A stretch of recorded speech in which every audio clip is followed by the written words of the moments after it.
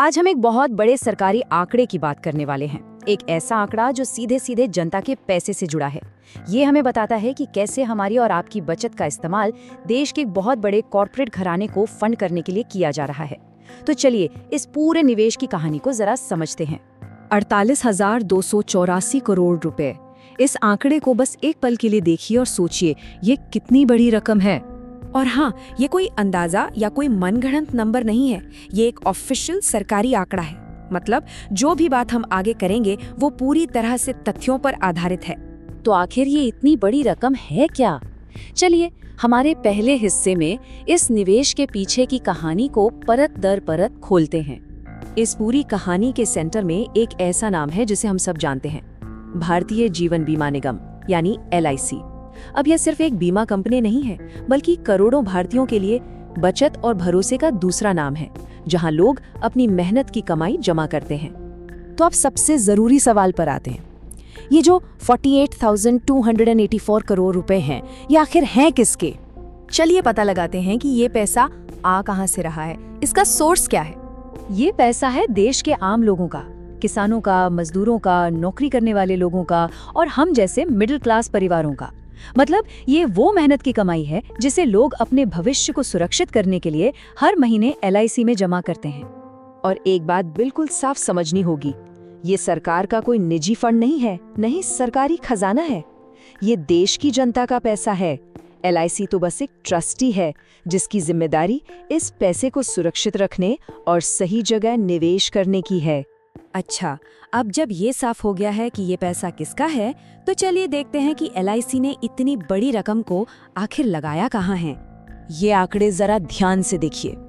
LIC ने Adani group की अलग अलग कंपनियों में बहुत बड़ा निवेश किया है। अडानी पोर्ट्स में 15,307 करोड़, अडानी गैस में 8,646 करोड़ और अडानी एंटरप्राइजेज में 8,470 करोड़ रुपए। और ये लिस्ट यहीं खत्म नहीं होती, और भी कंपनियां हैं। तो जब हम इन सभी निवेशों को जोड़ते हैं तो ये कुल रकम लगभग 49,000 करोड़ रुपए के पास पहुंच जाती है। जरा सोचिए, जनता की बचत का इतना बड़ा हिस्सा सिर्फ एक कॉर्पोरेट ग्रुप में लगा दिया गया। और यही निवेश हमें इस विश्लेषण के सबसे अहम हिस्से पर ले आता है, यानी सरकारी दावों और जमीन की हकीकत के बीच का फर्क। हम सब अक्सर सुनते हैं कि सरकार के पास पैसे की कमी है। इसी बात का हवाला देकर किसानों की कर्ज माफी, अच्छी शिक्षा या स्वास्थ्य सेवाओं जैसी मांगों को टाल दिया जाता है। और ये चार्ट देखिए, स्थिति वाकई गंभीर है। RBI और बजट के आंकड़े बताते हैं कि भारत पर सरकारी कर्ज उसकी कुल GDP का लगभग 80 से 85% हो चुका है। इसका मतलब साफ है, देश लगातार कर्ज के बोझ तले दबता जा रहा है। तो यहाँ एक अजीब सी स्थिति बनती है। एक तरफ आम जनता है जिस पर पेट्रोल डीजल की महंगी कीमतों और हर चीज पर GST का बोझ है, और दूसरी तरफ कुछ चुने हुए कॉर्पोरेट्स हैं जिन्हें जनता के पैसे से ही हजारों करोड़ का निवेश और अपने हिसाब की नीतियां मिल रही हैं।